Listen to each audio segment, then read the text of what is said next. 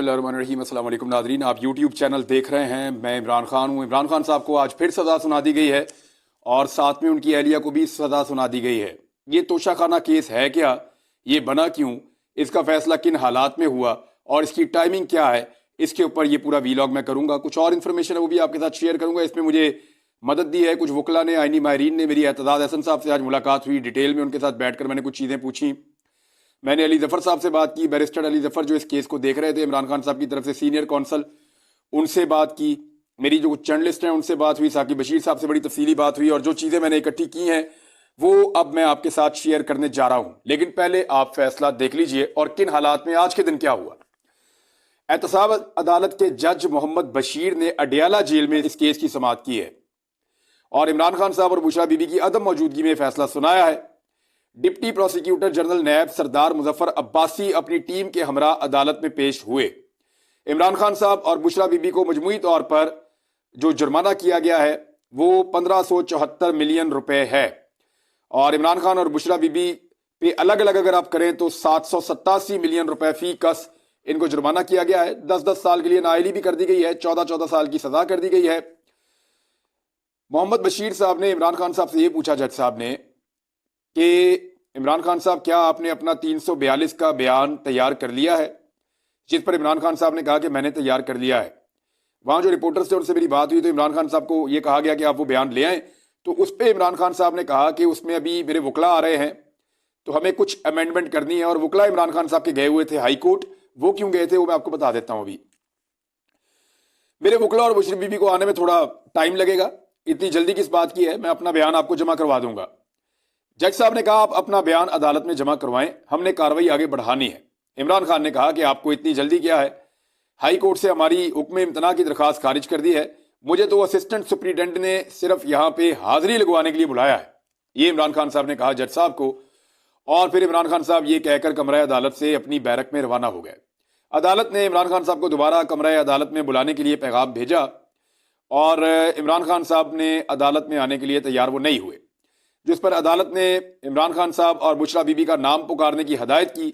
उनका नाम ऊंची आवाज में पुकारा गया, इसके बावजूद इमरान खान साहब नहीं आए और फिर इमरान खान साहब और बुशरा बीबी के पेश ना होने पर अदालत ने फैसला सुना दिया। अदालत ने कहा 14-14 साल हम सजा दे रहे हैं, ये जुर्माना है और 10-10 साल के लिए नाअहल भी कर रहे हैं। उसके बाद बुशरा बीबी पहुंची अडियाला जेल और उन्होंने भी गिरफ्तारी दे दी और उन्हें गिरफ्तार कर लिया गया वहां पे। तो एक तो बुशरा बीबी के हवाले से पहले मैं बात कर दूं कि बहुत सारे हमारे यहाँ पे दानिश्वर थे और बहुत सारे लोग जो प्रोपेगेंडा करते हैं PMLN के लिए, वो ये कह रहे थे कि बुशरा बीबी की डील हो रही है, बुशरा बीबी इमरान खान को छोड़ने वाली हैं, बुशरा बीबी के इंकशाफ आने वाले हैं, वो बहुत बड़े बड़े इंकशाफात करेंगी। ये भी कहा गया कि इमरान खान की अहलिया इमरान खान को छोड़ने वाली हैं। ये भी कहा गया कि इमरान खान की अहलिया जो है वो उनके खिलाफ वादा माफ गवाह बनने वाली है और पता नहीं किस किस किस्म के जो है वो प्रोपेगेंडे किए गए। आज वो खातून ने ये मौका भी नहीं दिया निजाम को या पुलिस को कि वो आकर उनको घर से गिरफ्तार करके उनकी तस्लील या तस्दीक करे। वो खुद वहां अडियाला जेल पहुंच गई और वहां पे उन्होंने गिरफ्तारी पेश कर दी, तो फिर उनको गिरफ्तार कर लिया गया। तो वो जो सारे लोग ऐसी बातें कर रहे थे वो जरा अपने सोर्सेज को रीचेक कर लें और जरा देख लें कि उनके सोर्सेज उनको क्यों बार बार बेइज्जत करवाते हैं, बार बार उनको क्यों जलील करवाते हैं कि वो अपने सोर्सेज के कहने के ऊपर खबर दे देते हैं और बाद में मुंह की खानी पड़ती है। ये वही खातून है जिनके बारे में प्रोपेगेंडा किया जा रहा था और उन्होंने कहा कि मैं इमरान खान को कमजोर नहीं करूंगी और उसकी कमजोरी का बायस नहीं बनूंगी, उन्होंने जाके गिरफ्तारी दे दी। ये था जी बुशरा बीबी का मामला। अब जरा आ जाए जो टाइम लाइन है इस केस की, उसके ऊपर बात करते हैं कि केस है क्या, बना कैसे और होना क्या चाहिए था और कानून क्या कहता है, वो भी मैं आपको बताता हूं। सबसे पहले तो आप ये देखें कि ये 2022 के अगस्त में मोहसिन शाहनवाज रांझा एक मुस्लिम लीग नून के MNA हैं, उन्होंने PDM के दूसरे, जब PDM की हुकूमत बन गई शहबाज शरीफ साहब की, तो दूसरे लोगों के साथ मिलकर उस वक्त स्पीकर थे राजा परवेज अशरफ, उनको एक केस भिजवाया था इमरान खान के खिलाफ तोशा के हवाले से रेफरेंस। उन्होंने जो उस वक्त स्पीकर थे उन्होंने भिजवा दिया सिकंदर सुल्तान राजा साहब को और फिर ये इलेक्शन कमीशन ऑफ पाकिस्तान में दायर हो गया। इमरान खान साहब जो है वो 7 सितंबर 2022 को इलेक्शन कमीशन में अपना तहरीरी जवाब उन्होंने जमा करवाया और जवाब के मुताबिक इमरान खान साहब ने कहा कि उनको जो तोहफे मिले हैं उनमें सिर्फ 14 चीजें ऐसी थी जिनकी मालियत 30,000 रुपए से जायद थी और उन्होंने बाकायदा कानूनी प्रोसीजर इस्तेमाल करने के बाद जो भी तरीकाकार था उस ऑफिस का, उसके बाद उनको खरीदा है। और इमरान खान ने कहा बतौर वजीर आजम अपने दौर में मिलने वाले सिर्फ 4 तहाइफ मैंने फरोख्त किए थे। और इमरान खान ने कहा कि उन्होंने 2 करोड़ 16 लाख रुपए की अदायगी के बाद सरकारी खजाने से तहाइफ की फरोख्त से तकरीबन 5 करोड़ 80 लाख रुपए हासिल किए थे। अच्छा, ये हो गया जी इमरान खान साहब का स्टेटमेंट जो उन्होंने दिया था। उसके बाद इमरान खान साहब के खिलाफ दायर तोशाखाना रेफरेंस का फैसला सुनाया गया 21 अक्टूबर 2022 को और उन्हें नाअहल करार दे दिया गया। इलेक्शन कमीशन ने इमरान खान को आईने पाकिस्तान के आर्टिकल 63 की शिक 1 की झेली शिक पी के तहत नाअहल किया, जबकि आइन के मज़कूरा आर्टिकल के तहत उनकी नाअहली की मुद्दत उस वक्त की मौजूदा असम्बली के इख्तिताम तक बरकरार रहनी थी, वो तो वैसे ही खत्म हो गई उस वक्त जब इमरान खान साहब के खिलाफ ये मामला हुआ था और उनको डी सीट भी कर दिया गया था। अच्छा, अब हुआ ये कि इमरान खान साहब ने या उनके लोगों ने, कुछ वकला ने रिकॉर्ड भी मांगा था कि पूरे पाकिस्तान का तोशाखाना का रिकॉर्ड लाया जाए। जिन जिन लोगों ने जो जो कुछ भी तोशाखाना से हासिल किया उसका रिकॉर्ड लाया जाए। तो वो जो रिकॉर्ड है वो भी लाया गया। तोशाखाना, पहले जरा आप समझ लें, तोशाखाना एक्चुअली ये एक ऐसा दफ्तर है या एक ऐसा डिपार्टमेंट है कि जो भी पाकिस्तान के ओहदेदारान, वजीर आजम, वज़रा, सदूर या बड़े बड़े जो लोग हैं, वो जब पाकिस्तान से बाहर जाते हैं पाकिस्तान की नुमाइंदगी करते हुए, तो उनको उन मुल्कों के सरबराहान या उन मुल्कों के लोग जो उनको तोहफे देते हैं, कीमती तहाइफ, वो तहाइफ एक्चुअली उस बंदे को नहीं मिलता, वो तोहफा उस मुल्क को मिलता है, उस मुल्क की इज्जत होता है। तो पाकिस्तान में एक कानून बना हुआ है, तोशाखाना का एक पूरा सिस्टम है, उसके अंदर वो तोहफा जमा हो जाता है। अब वो सिस्टम कहता है कि अगर आप अपना तोहफा खरीदना चाहते हैं तो आप खरीद लें, नहीं तो उसको नीलाम कर दिया जाएगा एक खास वक्त के बाद। तो इमरान खान साहब ने अपने कुछ तोहफे खरीदे और कुछ छोड़ दिए। इसी तरह सारे लोग यही करते रहे हैं। अब आ जाए इस केस में हुआ क्या। हुआ ये कि इमरान खान साहब के ऊपर जो चार्ज फ्रेम किया गया ये 9 जनवरी को किया गया है, यानी आज जब फैसला सुनाया गया तो 31 जनवरी है और जब चार्ज फ्रेम किया गया तो 9 जनवरी है। अब इतनी तेजी से ये ट्रायल चला है कि आप अंदाजा कर लें कि 20-21 दिन के अंदर अंदर फैसला सुना दिया अदालत ने। बीच में छुट्टियां भी शामिल हैं। 20 तारीख तक तो क्रॉस एग्जामिनेशन होता रहा आपस में। उसके बाद जो 23 तारीख है उस पर जज साहब छुट्टी पे चले गए, क्योंकि बाद में हफ्ता एतवार आ गया और 23 तारीख पे जज साहब छुट्टी पे चले गए थे। 24 तारीख को ये दोबारा फिक्स हुआ केस, अडयाला के अंदर चल रहा था, अडयाला जेल के अंदर। धुंध बहुत ज्यादा थी उस दिन, उसकी वजह से वकील नहीं पहुंच सके। 25 तारीख को वकील पहुंचे और केस के ऊपर कार्रवाई नहीं हुई। तो 20 तारीख से 25 तारीख तक तो ऐसे ही सारा मामला कटाई में रहा, कुछ हुआ ही नहीं। अब रह गया आखिरी 4-5 दिन का मामला और छठे दिन के ऊपर फैसला आ गया। 27 तारीख को केस दोबारा लगता है। 27 तारीख को 2 गवाहान की एग्जामिनेशन मुकम्मल हुई, यानी 2 गवाहान से जिरा की गई, सवाल जवाब किए गए और वो सरकार की तरफ से किए गए, जो प्रोसिक्यूशन थी उसकी जानिब से किए गए। 3 गवाह टोटल मौजूद थे, 2 को मुकम्मल सुन लिया गया और 1 गवाह के ऊपर जिरा होना बाकी थी, उसकी क्रॉस एग्जामिनेशन होना बाकी थी। अब आ जाता है इतवार का दिन। जब पीर का दिन आया 29 तारीख जनवरी की, तो फिर इमरान खान साहब के वकला ने कहा कि अब हम जिरा करना चाहते हैं गवाहान के ऊपर। हम चाहते हैं कि हम इन गवाहान से सवाल करें और इनसे जवाब मांगें जो चीजें इन्होंने अदालत को बताई हैं। तो इस पे अदालत ने उनको मना कर दिया। यानी ऐसा नहीं होता। मैंने आज एतजाज अहसन साहब से पूछा, बाकी लोगों से पूछा, उन्होंने कहा जी मुमकिन ही नहीं, हो ही नहीं सकता। मुलजिम के जो वकील हैं उनको पूरा हक होता है कि वो गवाहान से सवाल जवाब करें, इसी से जज को मदद मिलती है फैसला करने में। लेकिन वहां पे जज साहब ने ये जो राइट था इसको क्लोज कर दिया कि इमरान खान साहब के वकला को इजाजत नहीं दी गई कि वो सवाल कर सके उन गवाहों से जिनको इमरान खान साहब के खिलाफ पेश किया गया था। अब आ गई जनाब 30 तारीख। 30 तारीख को दोबारा वकला की ये कोशिश थी कि उनको जो हक है वो मिले और वो जिरा कर सकें गवाहान के साथ, लेकिन उनको मौका नहीं दिया गया, उनका हक खत्म कर दिया गया और साथ ही ये कह दिया गया अदालत की जानिब से कि 342 का बयान जो है वो इमरान खान साहब दे दें। अच्छा, 342 का बयान ये होता है कि ये हर केस के अंदर फैसले से पहले जज साहब जो है वो मौका देते हैं मुलजिम को कि वो अपना पूरा केस, उसका दिफा पेश करे अपने वकला के जरिए से।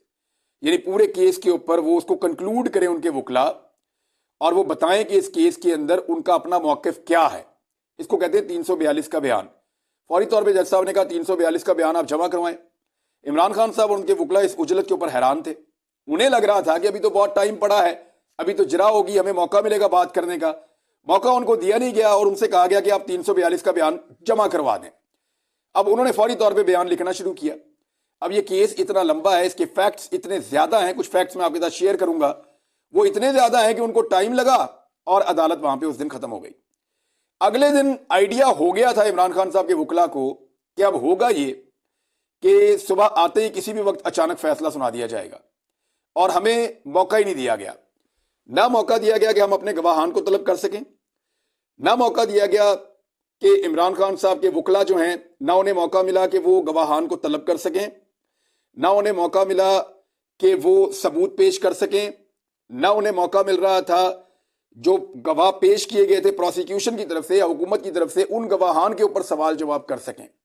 तो जब ये मौका नहीं मिला तो हुआ क्या, वो फौरी तौर पे हाई कोर्ट गए और हाई कोर्ट के अंदर उन्होंने कोशिश की कि इस मामले को यहां पे रोका जाए, होल्ड किया जाए, इससे पहले कि फैसला सुना दें जज मोहम्मद बशीर साहब।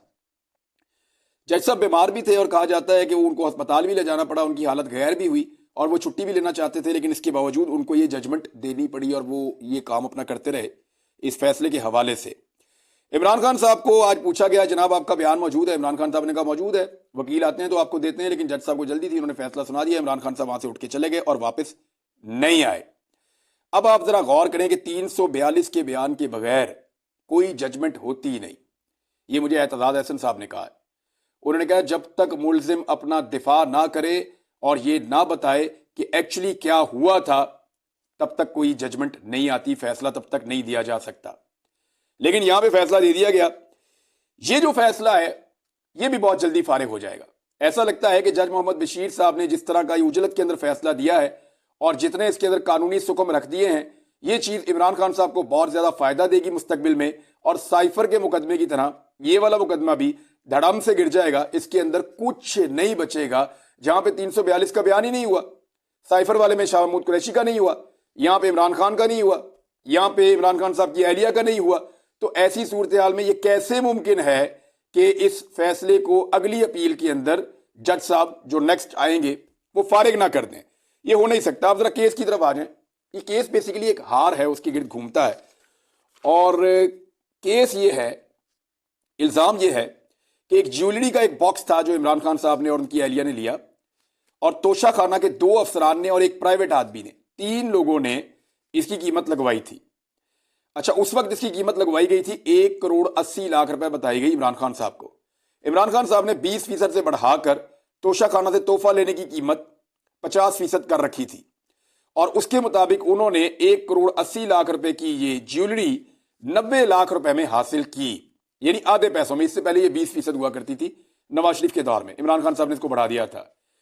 अब नैब के बाद जब ये केस जाता है तो नैब ये कहता है कि ये जो तोहफा था इसकी कीमत 1 करोड़ 80 लाख नहीं थी, बल्कि इसकी कीमत कम लगवाई गई है। असली कीमत 3 अरब 16 करोड़ पे थी, यानी 316 करोड़ थी, और इसकी कीमत कम लगवाई गई है, सिर्फ 2 करोड़ से भी कम लगवाई गई, 1.25 करोड़, 1 करोड़ और 80 लाख रुपए। अब ये है जी नैब का मौक़िफ़। इसके लिए उन्होंने 3 गवाहान पेश किए।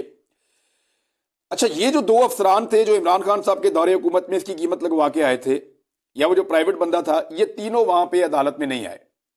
इन तीनों को टच नहीं किया गया। सिर्फ एक जो प्राइवेट बंदा था उसका एक स्टेटमेंट रखा हुआ है, हो सकता है किसी मौके पर वो सामने आ जाए, लेकिन इसके बारे में पाकिस्तान तहरीक इंसाफ के वकला या वहां मौजूद सहाफी कुछ भी नहीं जानते। वो कहते हैं हमें कुछ पता नहीं है इसके बारे में। यह केस गलतियों से और उजलत से भरा हुआ केस है, इसके अंदर कुछ नहीं बचेगा। यह केस बिल्कुल अवेपोरेट हो जाएगा, जैसे हवा के अंदर कोई चीज अवेपोरेट हो जाती है। अब अफसरान को आज तक बुलाया ही नहीं। मिसाल के तौर पे एक आदमी ने एक चीज को बेचा है, अब असेसमेंट लगाने वाले का कसूर है या खरीदने वाले का कसूर है? खरीदने वाले को तो बताया ये चीज भाई इतने रुपए की है और इतने रुपए की आपको दे दूंगा, उसने पैसे देकर ले लिया। अब जिसने बेची है, चाहे उसने ज्यादा पैसों में बेची हो या कम पैसों में बेची हो, उसको ना बुलाया ना उसको पूछा। ये हो रहा है जी इस अदालत के अंदर इंसाफ। जो गवाह पेश किया गया उसमें दुबई का एक बंदा है, और वो जो दुबई का बंदा है उसने पूरा का पूरा केस ही उड़ा दिया पकड़ के। जो प्रोसिक्यूशन की तरफ से गवाह पेश किया गया इमरान खान के खिलाफ, वो दुबई का एक बंदा है, वो इंडियन एक कंपनी के अंदर मुलाजिम है, और उस कंपनी के जरिए से इसकी कीमत लगवाई गई थी। उसने 2 ऐसी बातें की अदालत में जिससे पूरा केस ही उड़ गया। नंबर 1, उसने कहा जी एक तो मुझे कोई अदायगी नहीं हुई, और उसने ये कहा कि मैंने एक तस्वीर देखी और तस्वीर की बुनियाद पे मैंने कीमत लगवाई। तो एक तस्वीर की बुनियाद पे कैसे कीमत लगवाई जा सकती है एक ज्वेलरी की, और वो भी इतनी ज्यादा, ये कुछ समझ नहीं आ रही। दूसरी बात उसने ये कही कि उसने इसका वजन ग्राम्स में बताया, हालांकि जो ये ज्वेलरी थी उसका वजन कैरेट्स में होता है, तो कैरेट्स में बताने की बजाय ग्राम्स में बताया, जिसका बड़ा मजाक उड़ा। तो ये दो ऐसी संगीन और बड़ी गलतियां थी जिसके ऊपर इस पूरे केस को उड़ाया जा सकता था कि जो सबसे मेन गवाह है उसने केस को उड़ा के रख दिया, तबाह करके रख दिया। लेकिन इसमें इमरान खान साहब को सजा हो गई है, क्योंकि इस वक्त पूरा का पूरा निजाम उनके खिलाफ है, और ऊपर नीचे दो सजाओं के बाद ये उम्मीद की जा रही थी कि कहीं पे कोई इंतशार पैदा हो जाएगा। लेकिन इमरान खान साहब ने अपनी पार्टी के लोगों को कहा कि बिल्कुल कूल डाउन रहें, किसी किस्म का रिएक्शन नहीं देना। रिएक्शन सारा का सारा 8 फरवरी को देना, इंतखाबात में वोट डालने की सूरत में, और कुछ नहीं करना, सिर्फ वोट का हक इस्तेमाल करना है। इमरान खान साहब अपने लोगों को यह कह रहे हैं कि मेरे उम्मीदवारों को वोट डालें। अब आ जाए एक और चीज की तरफ कि जिन लोगों ने गैर कानूनी काम किया, इस रियासत ने या इस निजाम ने या इन अदालतों ने उनके खिलाफ क्या किया। तोशाखाना के रूल्स के अंदर लिखा हुआ है, मैं वो रूल आपको पढ़ के सुना देता हूं। रूल 11 है, antique items and vehicles shall not be allowed to be purchased by the recipients. Antiques shall be placed in the museums और displayed in official buildings owned by the government. Vehicles shall be given to the central pool of cars of the cabinet division. यानी साफ लिखा हुआ है कि जो नायाब चीजें ना, इंटीक्स जिन्हें आप कहते हैं, वो चीजें और गाड़ियां, वो कोई भी तोहफा वसूल करने वाला खरीद नहीं सकता। गाड़ियों के बारे में साफ लिखा हुआ है कि गाड़ियां कभी नहीं खरीदी जा सकती, रूल इसकी इजाजत नहीं देता। ये गाड़ियां central pool of cars of the cabinet division, उसके अंदर जमा हो जाएंगी जाके। कैबिनेट डिवीजन का एक पूल होता है कार्स का, जहां पे गाड़ियां होती हैं सारी, वहां पे ये गाड़ियां जमा करवा दी जाएंगी, इनको कोई खरीद नहीं सकता। तो जनाब जो रिकॉर्ड अदालत के सामने आया, उस रिकॉर्ड के मुताबिक नवाज शरीफ, आसिफ अली जरदारी और यूसुफ रजा गिलानी, इन तीनों ने गाड़ियां हासिल की हैं, लेकिन तीनों के खिलाफ कोई कार्रवाई नहीं हुई। मुबैना तौर पे, क्योंकि इसकी इंक्वायरी होना भी बाकी है, पता चलना चाहिए, मरियम नवाज ने भी एक BMW गाड़ी ली थी मुबैना तौर पे, तो उसको देखते हैं उसका क्या बनता है। या ये सारा का सारा हथौड़ा इस वक्त पाकिस्तान तहरीक इंसाफ या इमरान खान के खिलाफ ही चलना है, ये चीजें अभी चलती रहेंगी, इनके अंदर और बहुत सारी चीजें निकलेंगी। लेकिन ये केस भी बिल्कुल पहले झटके के अंदर उड़ के फारिग हो जाएगा। ऐसा लगता है कि दोनों जजेस ने शायद ऐसे फैसले दे दिए हैं जिससे फायदा इमरान खान का होगा, और जो केसेस उनके गले की हड्डी बने हुए थे उनसे उनकी पक्की पक्की जान छूट जाएगी। अगले वीलॉग में मैं आपको कुछ अहम चीजें बताऊंगा, और अमेरिका से भी कुछ खबरें आई, वो भी आपके साथ शेयर करूंगा। लेकिन सबसे पहले आप ये देख लीजिए कि 3 चीजें वायलेट हो गई हैं इस पूरे केस के अंदर। तमाम लोग जो इसको रिपोर्ट कर रहे थे या तमाम लोग जो इस केस का हिस्सा थे, वो ये कहते हैं, नंबर 1, जरा का हक नहीं मिला इमरान खान के वकला को, जो बुनियादी हक है। नंबर 2, 342 का बयान नहीं हुआ जिसके बगैर सजा नहीं दिया जा सकता। नंबर 3, फाइनल आर्गुमेंट्स का भी मौका नहीं दिया गया, जो हर केस के अंदर होते हैं। तो फिर इस केस की हकीकत क्या रहेगी, आप अच्छी तरह जानते हैं, और हर हकीकत आप उससे बाखबर हैं, आपको पता है कि क्या हो रहा है और क्यों हो रहा है। अब तक के लिए इतना ही, अपना ख्याल रखिएगा, अपने चैनल का भी। फिर मिलते हैं, अल्लाह हाफिज।